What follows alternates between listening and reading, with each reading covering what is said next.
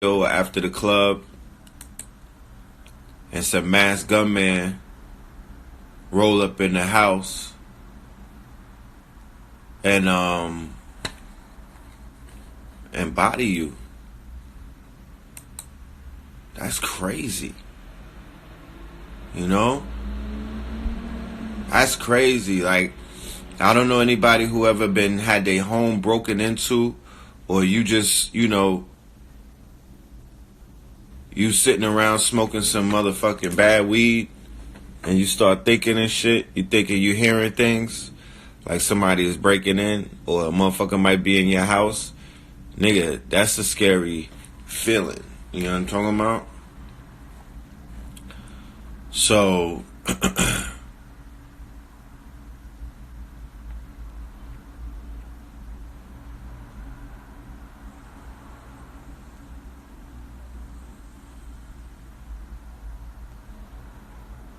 yeah, that's kind of messed up. He was in a rental property in Los Angeles, which happens to be owned by the lady from Real Housewives of Beverly Hills, Teddy Mellencamp. They were, I guess they rent out their houses and whatnot. They rent out their houses and whatnot. And the brother probably was, doing his industry thug-izzle. You know how the rappers do. They rent out a summer home. It's like an extended version of Airbnb. They rent out a mansion in LA, and they get to the bag, And they get to the bag. They start their movie career, or they rub shoulders. LA's supposed to be safe. It's a war going on in New York, in the streets, That brother was in the war, I'm not saying that he was a part, I'm not saying that his part in the war.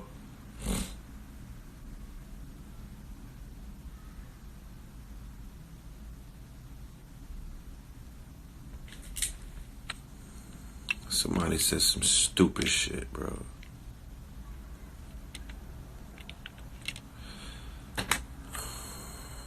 Block party. Don't come on this live disrespecting nobody, bro. What the fuck is wrong? Don't come on this live and disrespect the dead. Somebody got on here and said that he was a simp. Don't ever do no dumb shit like that in your life, bro. Like, I'm on this live young man who got their life cut short, and just the whole the bitch assness of these dudes, it cannot stop them from being haters. How could you hate somebody that just died? You know what I'm saying?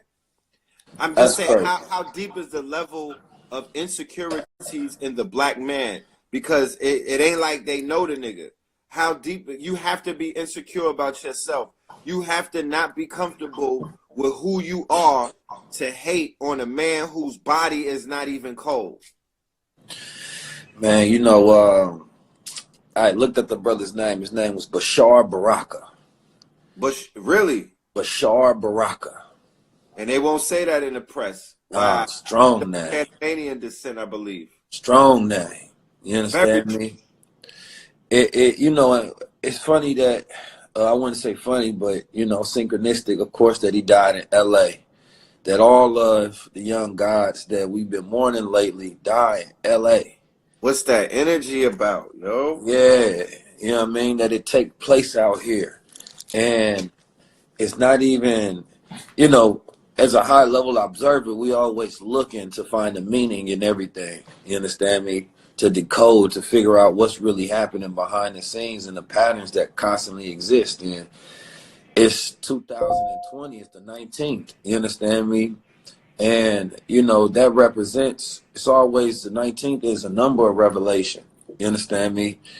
And you kind of look at everything that's been happening leading up to this in 2020.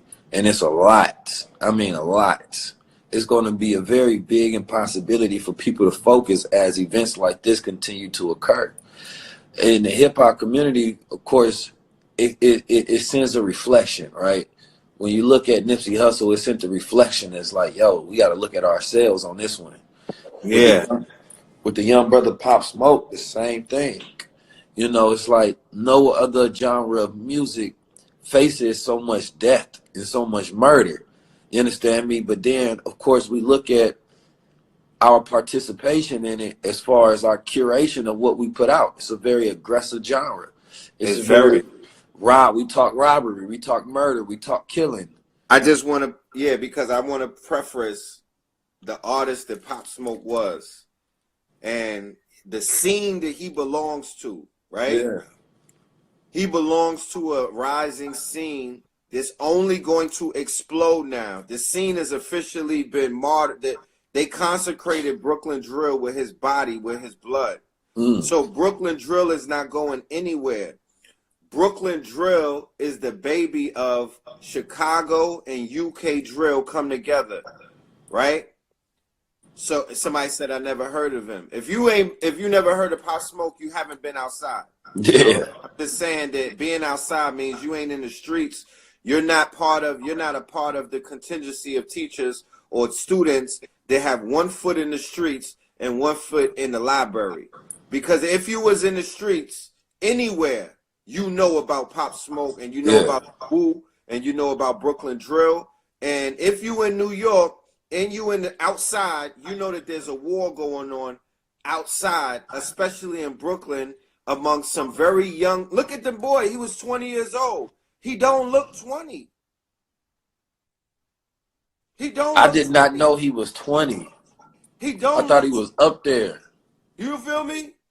But that's the pills, that's the Henny, that's that fast living, because in Brownsville and in Brooklyn, with that crew that he's from called the Wolves, they start going to war at 12. The UK right now, where me and you came from in October, there's a rising murder rate, right? There's a rising murder rate amongst knife fights. They're knifing each other to death. They're stabbing each other to death. There's a drill scene out there called UK Drill. UK Drill picked up their scene from Chicago, Chirac, with Chief Keef and all of them. Yeah. So it's gang warfare, right? If I see you lacking, if I see you in traffic, if I see you at your mama, I'm going to drill you. Meaning I'm going to run down and do you dirty. Right. So they've been drilling in New York. The brother's part of the Wu. But the Wu been out since, I ain't talking about Wu-Tang either. This is a bunch of crews, this is post Tekashi, New York, right? Post Tekashi, New York, the Crips rose up in New York City. After the Tekashi shit, now everything is Crip. If you pay attention to the music scene, after the Dipset, I was just with Duke the God last night. We was gonna go live in the crib, and I'm gonna interview him later, but I was gonna go live with him, and we were gonna talk about gang culture in New York City and how the Dipset introduced that, and everything hot that has come out of New York City ever since the rise of the mighty Dipset has been gang related, bandana related. There's nothing popping.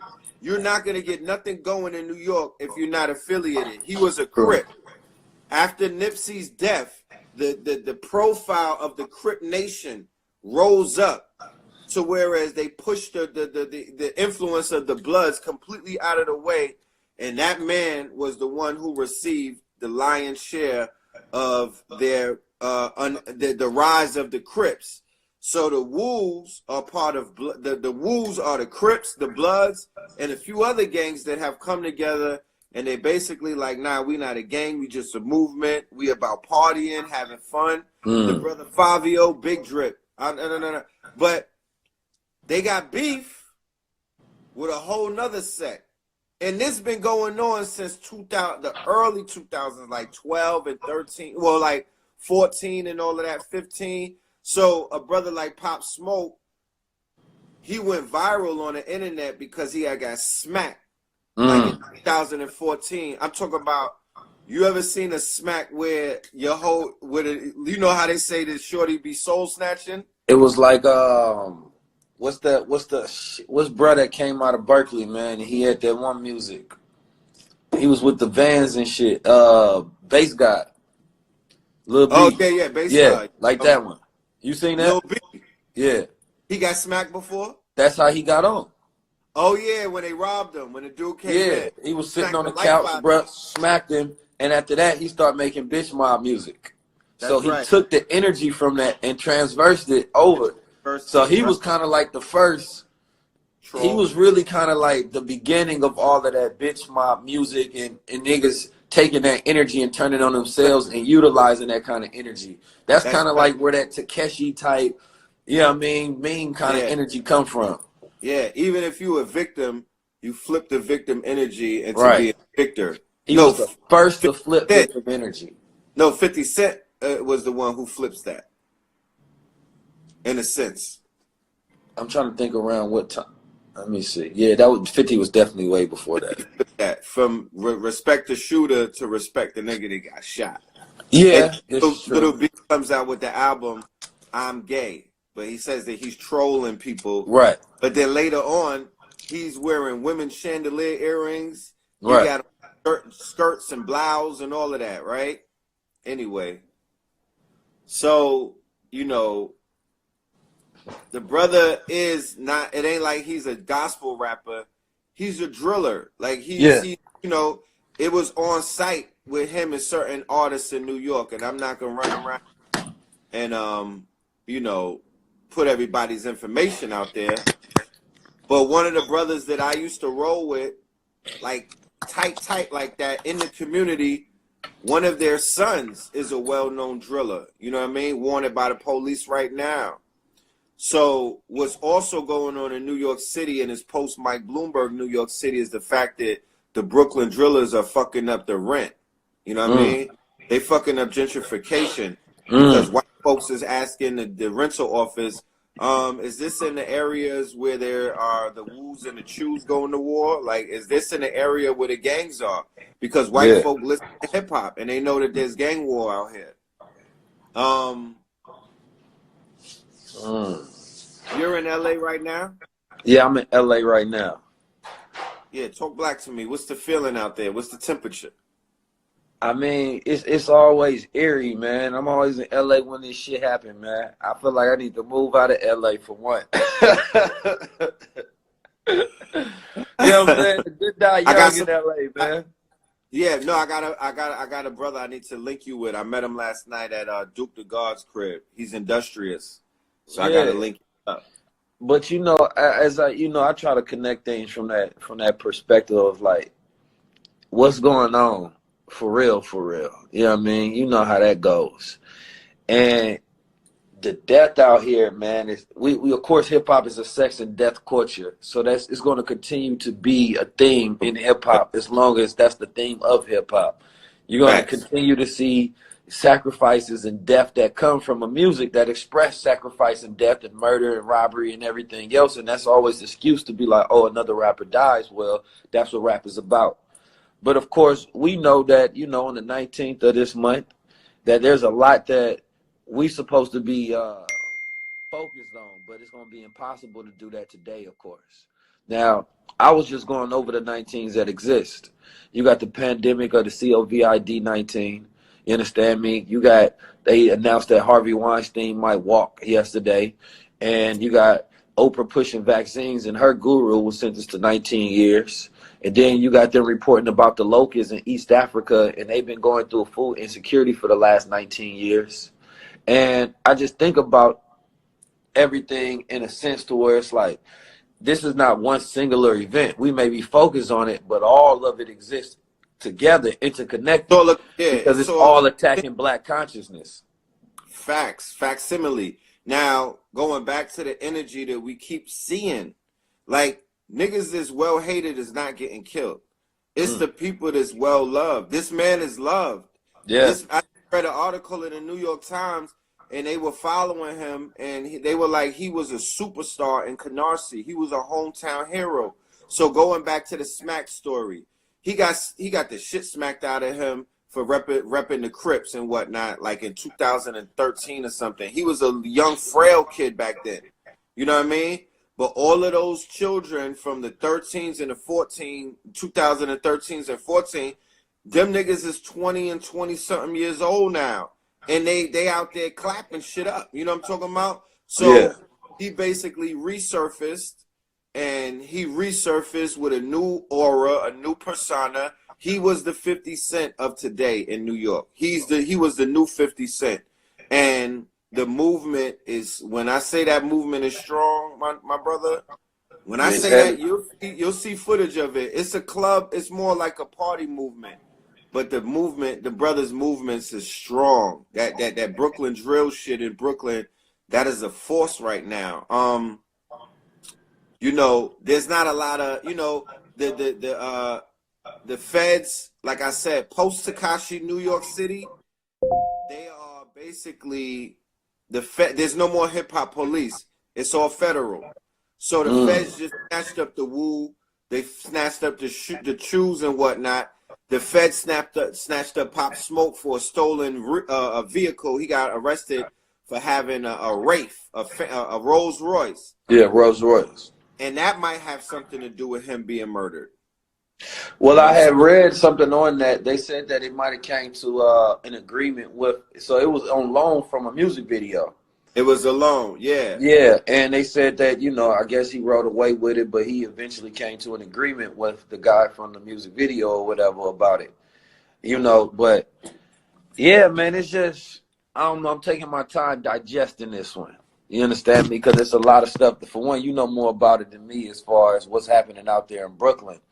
You understand me? Just as It's an far as eerie, why niggas is getting murdered like the way they are. Because something like that, like, you would need details, setup, location, the whole nine. But I don't know nothing about it, so I'm not going to pretend to be a forecaster or nothing.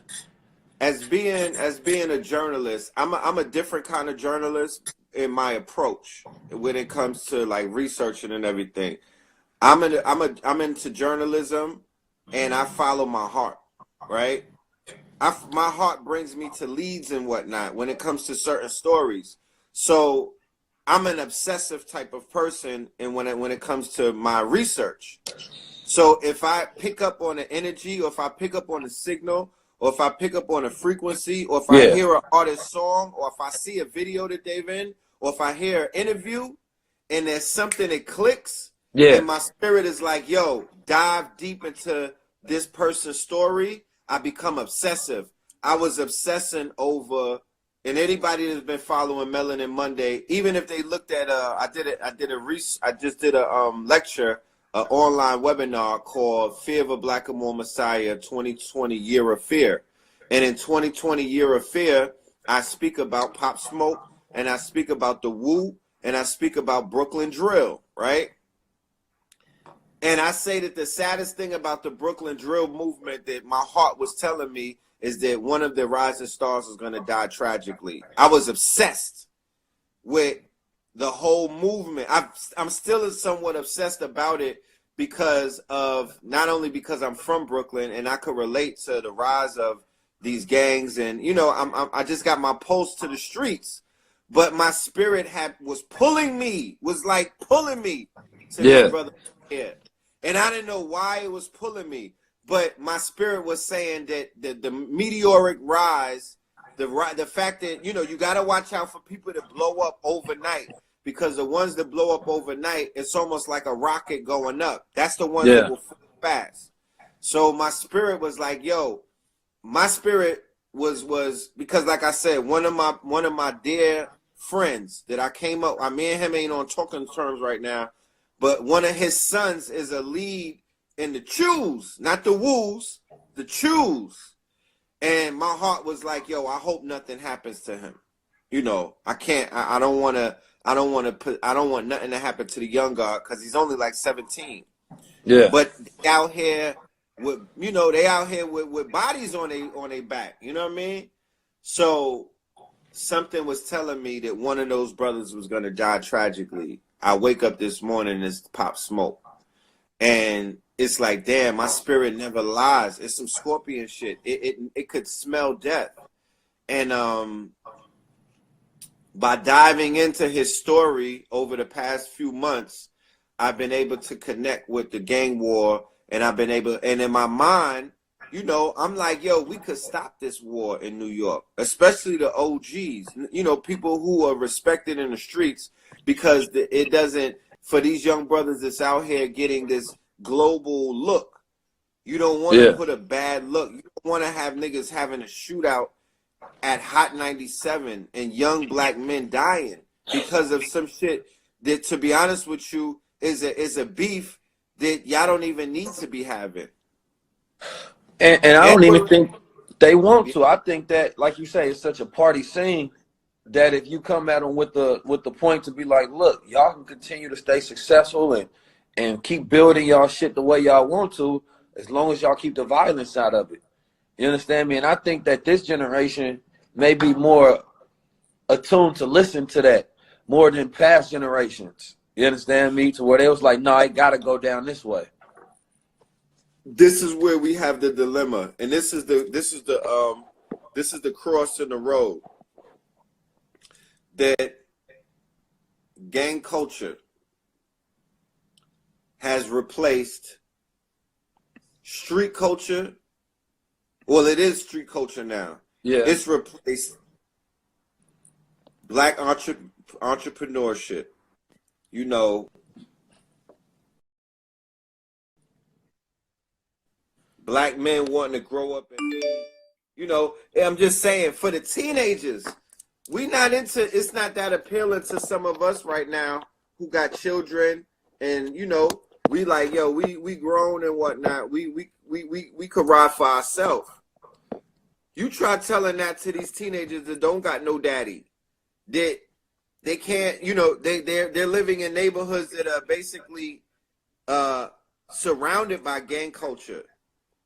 They need protection. You understand? Yeah, it's different. I think that's the element that looking from the outside don't understand, is that when you in the street, the appeal is different, and why you gravitate towards those elements. To when somebody that's safe in their home and they outside viewing it, they don't get it because it's a disconnect there. Like, you got to put your energy back into the streets to be able to understand why all of that happens, to where young cat will be like, no, I'm about to get into this gang. Or just seeing a guy that got some power and some influence in the way he moves. He got money, he got women, he getting cars. Damn, he hanging with the rappers now. You know what I mean? They partying, you looking up their videos on YouTube. That's very appealing to a young cat. Then you got the new shift, of course. You got guys like myself, yourself, but it's not enough to where it creates a mass movement to where I just want to be like one of the paradigm shifters. You understand me? There will be it'll have to be a mass movement of us to where they be like, nah, I'm joining that. It's not enough of us. We the 0.1%. I mean, now we're talking about, you know, there's people that want to be shifters, but now no, it's a lot. It's a lot. But this is where it comes in. This is where you got to hold, you know what I mean? This is where the record companies come in. This is where that hidden hand comes in. Right. Why do I say that? Because Brooklyn Drill is popping, right? Uh-huh. And the song that he had out, Welcome to the Party and all of that, that was kind of, you know, that I'm sure that helped get him the deal. But when a movement gets millions of dollars put behind it by multi-million-dollar corporations, right, that's how the beef will never die. Right. That's when the bodies start dropping. That's when right. That's when the shooters from the other side, they like, hell nah. These niggas are finna pass us because they just got $10 million from Universal, and the person who considers themselves an op, they like, yo, I gotta go kill these niggas now, because you know what a rapper does with a $10 million budget who got beef with other niggas? And now in the climate of nowadays, they put $1 million to the side for contract hits. That's what they do. They put $1 million. If they give them if Sony signs me a $10 million deal and I got beef with some little dusty niggas in the hood, $1 million of that is going towards cleaning them niggas up. Because contract killing in the hood right now is the wave. So think of it like this. The record companies don't even, if you think about it now, of course they can make a little money off these cats, right? Because they see a money grab. But back in the day when 50 was trying to get signed, you understand me? Diddy and none of the black people would sign him. You understand me? Because they already knew that it's way too much that's connected with this. We don't want no problems. So you think the record labels know this exact as well? They tapped into the streets because they got their homies in their ear that are telling like, oh yeah, that's Pop Smoke with the Wolves. They do this, that, and the third. But they still take that anyway because they just want some quick money grab, and this falls into, you know, they bag of aggression that they want to push out in their agenda. Because it wouldn't be advantageous for you to get a rapper who sings as if he's in the middle of the shit. You understand me? This wouldn't be good business sense the same way. I mean, but that's how it all climbs. That's why the only way hip hop will ever change, in my opinion, is if we own it. If we don't own hip hop, then we can never own the sound. We can never change it. Because we get to dictate. These rappers won't have to rap about what they rap about now because we'll be able to distribute a different sound to the diaspora. So everywhere you go, we got the diaspora on this low-ass death, aggressive, bias, jealousy, murder, you know what I mean, sex frequency everywhere you go. And the only way you can change that is if you own your own masters. You become independent, you understand me? And the house to where it comes out of is controlled by, I ain't even just gonna say black consciousness, but at least black thought. So that's the only way I see us winning. If we don't own it, as my brother Derek Gray said, we got to get to a point we don't want it. It's like we got to stop supporting artists that are even signed at this particular point in time. And I mean signed as if they connected to these big labels that's going to continue to push out agenda and tell them what to push out to our people. That's facts. Because we going in a circle with, you know, looking for the, it's almost, there's the 800-pound gorilla in the room is that bank of Jewish and other people who are here to say, you know what? If your message is detrimental enough and we could chart it down the line to say that we could make millions off of it, we're going to invest in you. But you're going to, the minute we invest in you, you're in debt to us. If the Gayle King and the Oprah fallout didn't show black people on a global scale that you have no friends, that you have no loyalty, you understand? That you are the perceived threat. What is the perceived threat? The perceived threat was when Snoop Doggy Dogg started talking about sending the gang members after that high-ranking African-American Boule member whose name is Gayle King. And if she's not in a Boule, she represents their interests. So the perceived threat is the same people who ran it. Pop Smoke was the perceived threat. All of the gang members in LA are perceived threats.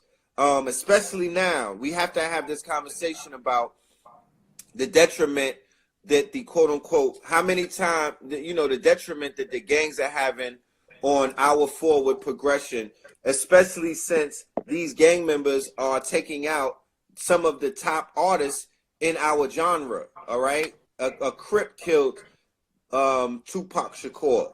That was Baby Lane. A Crip killed Nipsey Hussle. That was the dude, Shitty Cuz. And more than likely, because he's a Pop Smoke is a high-ranking Crip, and we're talking about Beverly Hills. So the only person that could do a home invasion and kill another Crip is not going to be a person that's not affiliated. So either a Blood or a Crip ran up in that man's house and killed him in L.A.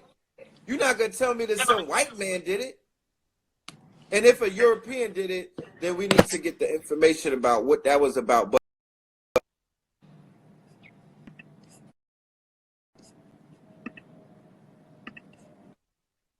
there's a perceived threat.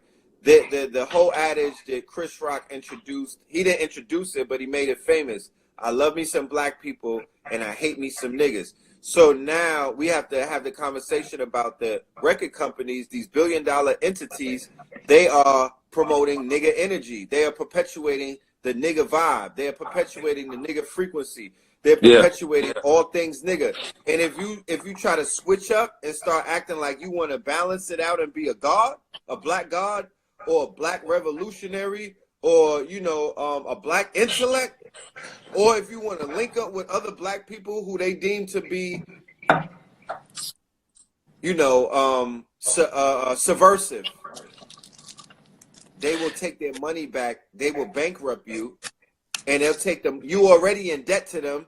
They'll put mad pressure on you, like they put pressure on Snoop and gave him that phone call and was like, "Hold on, we got mad contracts with your name on it.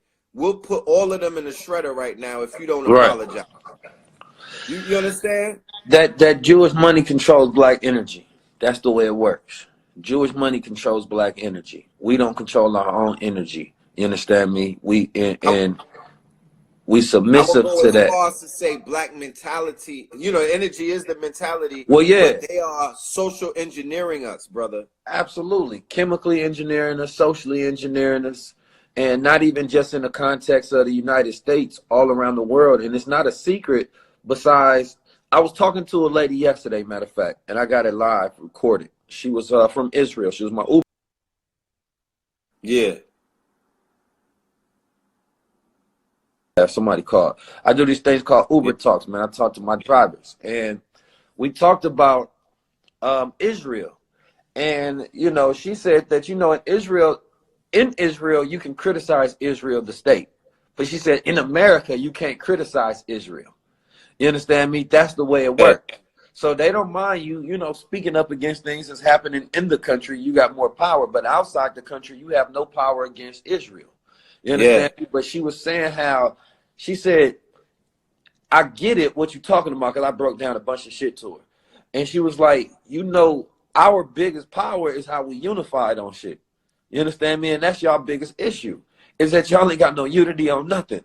You understand me? yeah, And I'm like, of course. Now, she tried to act like she didn't know about a couple of different things, but that's why I talk about that Jewish energy and that power that they have and how they incorporate us under their corporations and put us yeah, under contracts, and they control the voices that come out our ghettos and our hoods. And so you got some kid in Africa, Pop Smoke, wanting to be a woo somewhere else, and now you got gang conflict. And that's the yeah, serious reality that exists. And as if you wanted to become a god in that music, you would have the media, the Jewish media, be against you, like, oh, there's a mass movement of black men calling themselves God. This is black supremacy. This is black identity extremists. If it became a mass movement, that's what would happen. So it's the ownership in 2020 that would be like, no, fuck that. We come with our counter media. You understand me? Black people, listen to this news. Read this news. You understand me? Stop reading that shit. Stop listening to yeah. that shit. But that's where this is something I actually want to talk to you about that I started, that I need to wrap up with you on. You understand me? We got some stuff going on behind the scenes. I'm gonna just say No, we working, my I, brother. But it's powerful because the beauty of all of these situations exposes the blueprint of how we can do it ourselves. So I was studying the ADL and the LGBT blueprint, because they got the task force, the ADL, they got they list of how everything that they want to get done, the way that they do it. And it's like the way that they stole it from us in Africa, and they took our blueprints, built they shit up, made us forget about it. You understand me? And controlled us with our own power. The same way yeah, that they looking at it now, like, yes, our blueprints are out like Timbuktu. Google is the Timbuktu for white that's right. patriarchy intelligence. You understand me? And all the information is on there. But we not reading it to be, we judging it like, man, fuck them. But no, wait a minute. They left their blueprints up. So now we get to take that same thing. Netflix is getting bold, putting all kind of blueprints up. Because they like, well, Yeah, black people not a reading it. business Y'all not model. power based. Mm-hmm. So we got to That's get to fact. a point where we read the blueprints and be like, shit, let's just start our own, but we do it in our manner. That's right. It's our Reverse. blueprint in the first place. They just took it and redesigned it.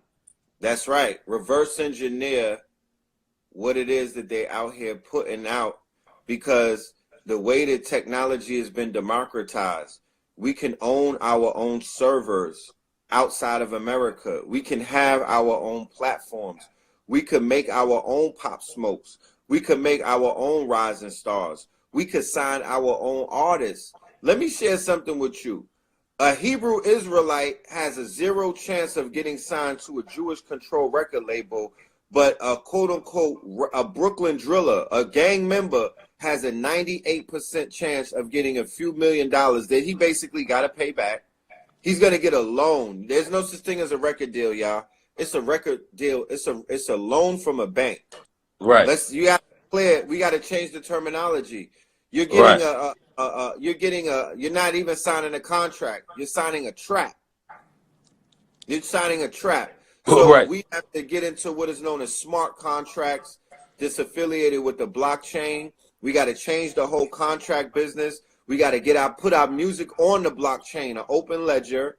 We have to create our businesses. Let me share something with you, Keys, and I can't let out all of the information because at the end of the day, this is our intellectual property. This information is the information is going to unlock the dungeon that they have Negroes and niggas locked in. Mm-hmm. But in the reality that we live in, Keys, the key and the quote unquote the only thing that we need as a people right now, the only thing, there's nothing else that we need but numbers. We don't need to have a constitution together. I don't need to follow your religion. I don't even need to like you, Keys. All we have to have is we got to start out with 1 million strong. 1 million. And I'm saying that you don't have to be ready for war. You don't have to be ready. You don't have to be on some Black Lives Matter. You crying every minute and you all distraught. You Right. don't need none of that. You only need 1 million of us. And if 1 million of us cohesively work together for 30 days, we change everything overnight. Type 1. We go type 1 civilization on There's their ass. huh? I said we go type 1 civilization when we conjure that much energy. Just 1 million of us in agreement, and it don't have to even be in public because I'll share something with you. When the next move that we make as a collective can't be in the public. We can't be arrogant about it. We can't be like, this is what we doing, white man. We can't twerk to it. We can't show our ass. You know what I'm saying? We gotta fall back and be mad quiet for even when things like this happen. We just put out a statement and be like, yo, God bless the brother. I'm gonna put him on the altar. But at the end of the day, we don't have to say nothing to nobody because, like I said, the game has been simplified to such a level that only 1 million of us need to say, you know what? You know, when you get something on your phone to say, join this, and you just press yes, you part of the 1 million. And then we collectively move just for 30 days. Because after the 30 days, it's going to turn into 10 million.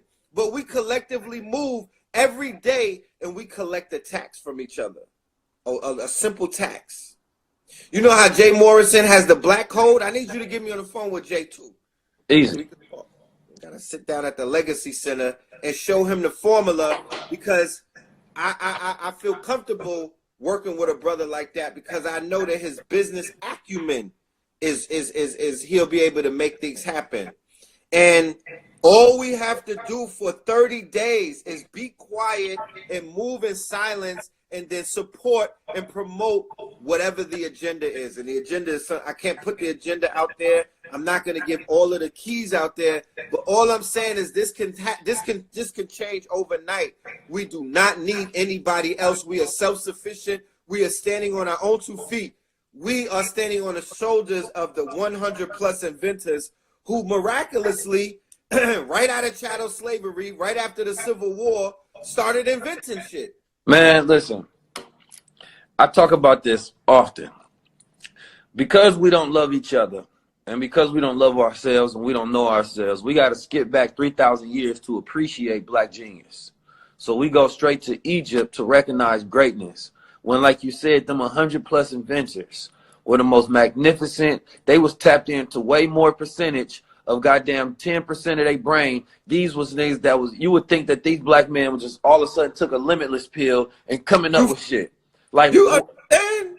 Our brain power, there's nothing, the world owes black people for all of our collective inventions and what we gave to them. There's no nurse, you can go who you want to. Black people, to me, is the most remarkable. We ain't even got to study the history thousands of years ago. We study each other. Study the mind that the internet came out, the phone came out, the filament for the light bulb came out. Study the mind of our current inventions of Idris and a bunch of other different people that's moving about in a particular way. All we got to do is study that mind. because you don't know how to do what they did. So but you want to skip back to figure out what the Egyptians was doing with pyramids back in their civilization. And it's too much context you mixing to even know what they did. And I see the fallacies, and thank you for that analogy, because in that analogy, I could see the fallacies of the community. We jumped over inventors. We jumped over the warriors in Haiti. We jumped over a whole bunch of people and put ourselves into Kemet. You know what I mean? But we don't even know how to invent a fucking stoplight. We don't deserve to hop into Egypt right now or Kemet. Right. We got to figure out what the fuck was going on in the Chesapeake Bay. What was going on in Louisiana in the 1800s? What was going on in Charleston, South Carolina? Like, what was going on that these people were able to emerge in a terrorist state after a massacre, after a whole goddamn genocide of black people and Indians and Americans took place? How the hell did these people create a fucking washing machine and a stoplight and an ice cream? Gin. Bro was an engineer, supposedly with no education at all, but he seen a necessity and said, wait a minute, he was able to machine and create a cotton gin. Cotton gin. This brother's sitting there like, I'm not about to be doing all this work. Wait a minute. Is that not the ancestors at work? That you have to understand it in this context. They said, some people say that the word Shabazz don't really exist in, the Arabic language, but it can be broken down to Shaba, in and As, the way it come together. I was reading some research. I'm not going to do it verbatim, but it basically come together to mean a great people. And when you think about that, we always say, of course, we're not descendants of slaves. We descendants of, engineers, mathematicians, geniuses, doctors. Yeah. You know what I mean? All of these great people that they took over. You don't go there and take the worst if you want to build the best. You understand me? You got to take the brightest, the strongest, if Africans were selling out some of the people, they were saying, look, I got some doctors for you. I got some mathematicians for you. Y'all can use to build based on what y'all doing. Yeah. They paying top dollar. They come over there getting the top scholars. So they bring them out here. You understand me? And they didn't just destroy the genius. They had to extract the genius first. See, the whole story of slavery is told, of course, in this torturous chattel manner. But it don't talk about the scholarship that went involved into abstracting the knowledge from the slaves and utilizing that genius. Keep in mind, stealing the patents and not giving them credit for all of the inventions that came out of slavery from black people that white men take credit for. Yo, they were committing what is known as slave raids. A slave raid is basically somebody kidnapping you, right? So on the continent, the Europeans will pull up, they had ships full of merchandise, right? Rum, ammunition, gunpowder, guns, glass beads. Niggas in Africa was going crazy over glass beads. And what they would tell the African kings who they Christianized, because they were converting them into Christians, they would say, yo, we need some girls, we need some hot girls, we need some science, we need some people that could till the land. And certain tribes were known for being blacksmiths and stuff like that. So they would slave raid the tribes, or they would slave raid the hoods and grab the people. Now, on the ship from the coast of Africa to America, guess what they were doing to certain individuals? They were torturing them to do what? For information. What was the information? Their skill sets. What was the information? All of the information, whatever the fuck they was asking them. How do you do this? How do you do that? What does this mean? What does that mean? All of these things were being extracted from people via torture and domination and rape and sodomy and a whole bunch of other things that they would get to. And after they kill the person, they throw them overboard, they discard of the person, and they're terrorizing it. They got everybody looking at this shit that is in chains, terrorizing them, saying, look, if you don't come clean, you're going to have the same fate as this person. So, you know, it's a lot of things going on. I just want to say this last thing. You made a Yeah, pointed point about deals, record deals being loans. See, when you go up on that stage, a lot of times you hear the rappers, they thank some of these execs for believing in them, some of these corporate figures for believing in them, these Jewish guys, these white guys in the background yeah. that get credit for the greatness that comes out of our community. But if you want to go start you a business and you get a business loan and that business booms, you don't go say, I'm gonna thank Chase Bank for giving me this loan. I appreciate y'all for believing in me for all the work that I did. No, and then the banks is not going to be giving these young boys loans to become rappers. But why not? When it's a business model that's attached to it, when a person says, look, I got 1 million YouTube followers, here's my business plan, give me a loan to become a rapper. That would be the Fact, record deal. But instead, fact. because they work together, they say, no, we ain't going to step in y'all lane. Y'all are the bank over here for rappers. You understand me? Because we don't want to give them any deals or any loans or any money for their artistry because it validates it. You understand me? So you're not seeing no rappers going in the bank talking about, I want to be a rapper, give me a loan because this is a business that I can set up and I can win with it. And I just brought you some of my metrics in my mixtape. Mhm. So the Jews just created a different bank for black artistry. And they made it set up in a way that it made you a slave. So that's Mhm. what we're seeing now. It should be no white guy ever getting credit for believing in nothing because all he did was wrote a check while you did all of the work. You But that's did the all of same the thing back work. in the day. It's like Massa believes in me. You understand me? Nah, fuck that. They don't deserve zero. And the game has changed with technology to where you don't even need them no more. So now we become the masters and on our masters. So this is how they set it up. It's one European with the loan money. He gets 10 of his European friends and gets them together and they rent out an office. Those 10 people are publicists, right? Mm-hmm. And they not really a publicist is just a person with contacts to make a phone call. Right. Fancy names. So all of the Jewish they own the magazines, Harris Publication, you know, all of these magazines. So the publicist usually is in relation, they're a relative to the owners of publications. So then they have the manager inside of the label. The manager is part of the family of the owner of the label. Then they have the graphic artist. The graphic artist is related to the owner of the label. So all 10 of his friends are basically there to cut up a pie. The pie is the artist's budget. You dig what I'm saying? I'm going to take a piece of the pie and make you the cover of your album. I'm going to charge you mad money for that. I'm the PR. I'm gonna make phone calls to get you in magazines. I'm gonna charge you mad money for that. I'm gonna basically be a booking agent. I'm gonna get you booked in venues. But the venues are related, or everybody in the venue are related to the owners of the bank, the owner of the label. It's all one family. And they just signing talented black boys from the hood who basically throwing a fucking breadcrumb at them. They like, feed me money. You know what I mean? They get hype over these little crumbs. It's not even money that you can have. It's money you got to pay back with interest. So they're like, yo, I'm going to give this little hood nigga $1 million. He's going to eventually pay $4 million back. And I'm going to chop the $1 million up with all of my family. Come on, man. Man, listen. And people celebrate that. Yo, you got signed. Oh, it's lit. The hip hop community funds Israel. The hip hop community funds the ADL. The hip hop community funds the Ashkenazi Jews. All You understand me? And you know how many families have eaten off of hip hop outside our communities?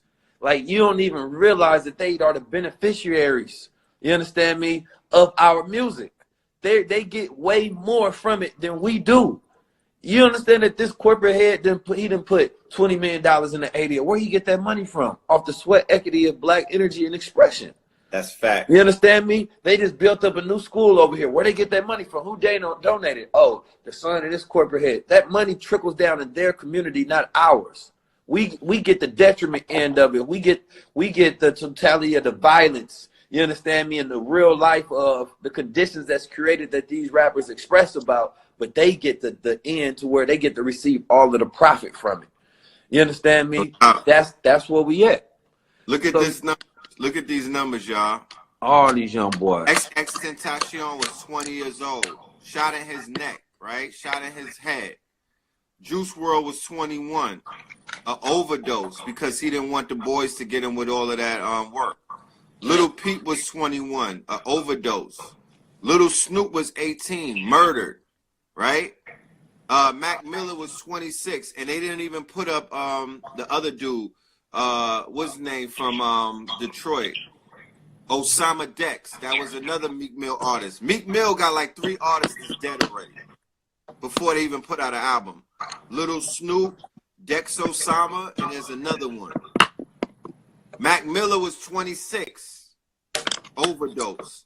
Fredo Santana was 27, overdose. Capital Steez was 19, suicide, or they say he might have got thrown off of a building. Pop Smoke was 20. So what is the curse in hip-hop these days when they say that hip-hop is dead? Hip-hop, if hip-hop is dead, like Nas said it, then what we saw after hip-hop was dead is hip-hop in a zombie phase. It's the born again. It's hip-hop is dead, but hip-hop is on some zombie shit now. Because all of the young niggas is cursed now. The young niggas is they not making it to 30. Mm. When we were younger, you know, we didn't really go through that. Scott LaRock was maybe the youngest rapper that died at that time, but we went relatively for about 20 years. And what connection that you see that all of them have is drugs and gangs. Drugs and gangs. Drugs and each one of them, drugs or gangs, is one of the connections. You understand me? Of all the rappers that done died, it's drugs and gangs. If they not affiliated with drugs, they affiliated with gangs. Those are both death traps. That's death culture. Drugs and gangs is both death culture. So you look at J. Cole, you look at Kendrick Lamar, you look at a Drake, you look at all these other rappers. They not affiliated with drugs and gangs. You understand me? But the life expectancy for a rapper affiliated with drugs and gangs is any day now. That's the life expectancy. Is any day now. Because you have to understand that there's a lot of rappers like Chance the Rapper and things of that nature. They're not caught in those circles of the death culture. So therefore, and you know, I hope we don't speak nothing into existence towards that situation. But that's the thing that you have to understand is that once you get into the death culture, you're doing drugs, the sex and death culture, the drug and death culture, that it follows you. It's right there with you at all times because not only that you're doing it, you're promoting it. And that promotion comes back to you because you promoting it to yourself as you promote it to others. You understand me? So it's a dangerous line when you walk as somebody, even whether you're doing it vicariously or not. That's why when you see people like 50 Cent survive it and he has to transmute that energy into a bully aggression, you understand me, consistently, even in his business tactics today, that you got to keep that energy going. Otherwise, it catches you slipping and then you done for. You done for. You can't come in and switch it up. How you come in is how you leave. So like 50 Cent in his interview, when he was being interviewed on a Breakfast Club, they was like, yo, you be punking them white folk. That's what Charlemagne said. You know, anybody around Charlemagne who's not straight up cooning, he's like, oh, you be going in, son. You know. But anyway, he was 50 Cent basically was like, look, that's all the white folk in these meetings know. They only know 50 Cent the rapper. So when I'm tapping their pockets, because he's basically doing a New York drill, you know. Yeah. That's how we drill. We get around white folk that got the bag and we drill them. Back in the days, we dig their pockets. Back in the days, we was, you know, a New York nigga, a Brooklyn nigga would get up on a white folk and he would basically get them for their money or their wallet. Right now, it's the same thing. And they respect it. And they respect it. I don't know I don't know how the white folk is where y'all from, but in New York City, they respect a hand in their pocket every now and then. Look at the show Power. Why he fuck with Omari so much? Omari, he knew Omari Ghost rather didn't like blood at all. You understand me? And the way he got at him was like, bro, I don't fuck with you, but you know I need your money. I'm going to play the game a certain way. I'm going to tell you how I play it. And the white boy was like, man, I ain't going to lie. It reminded him like they son or something. Like, damn, if I had a son, I wish he was like you. You know what I mean? But I got this bitch-ass son. But when they see black dudes that get into capitalism that know business structure, they like, y'all some clever motherfuckers, man. I want to keep y'all around. I'm fascinated by this shit. They giving the money to stay around that energy. You understand me? But I don't mean to cut you. Somebody said that the white folk put their hands in our pockets. If you live in my city, New York, you born with white people hands in your pocket. Come on now, all up in them pockets. They got their hands in your pocket. They got their hands in your 2 back pockets. Right, the back pocket, front. 2 front pockets. So the survival mentality is, if niggas is robbing me every single way that I look in New York, I'm at least gonna stick my hands in somebody's pockets. And that's the jug. That's the shakedown in the city right here.